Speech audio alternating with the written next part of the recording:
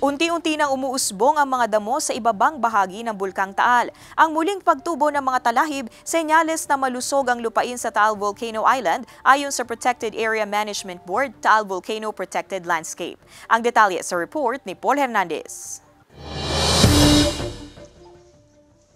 Sa malayuan, malaabo pa rin ang kalakhang paligid ng Bulkang Taal kung titingnan. Pero sa malapitan, nakamamanghang isipin na matapos ang 3 taon ang huli itong pumutok, nanunumbalik na ang luntiang ganda sa Taal. Paunti-unti umuusbong ang mga talahib sa ibabang bahagi ng bulkan. Ayon sa Protected Area Management Board o PAMB na siyang nangangasiwa sa Taal Volcano Protected Landscape, sinuri ang lugar ng UPLB College of Forestry and Natural Resources. At base rito, senyales ang muling pag-usbong ng mga damo na malusog pa rin ang lupain sa Taal Volcano Island. Mataas rin yung biological diversity, very diverse pa rin in terms of yung floral species ang ating Taal Volcano Island.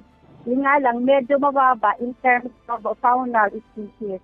Nakatulong din umano ang pagbabawal na pasukin ng Taal Volcano Island para sa natural regeneration and recovery ng bulkan. Lalo at itinuturing na rin naman daw itong permanent danger zone. Posibleng abutin pa ng 10 taon bago pa makitang tuluyan ang dating lunti ang lugar. Yung continuous na hindi magkakaroon ng activity si Volcano Island, I mean 10 years siguro ay medyo babalik talaga.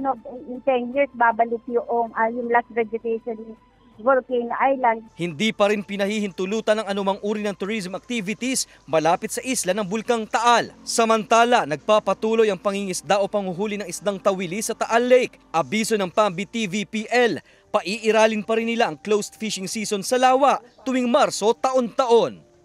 Kasama si Buhay Adante Jr., Paul Hernandez, Balitang Southern Tagalog.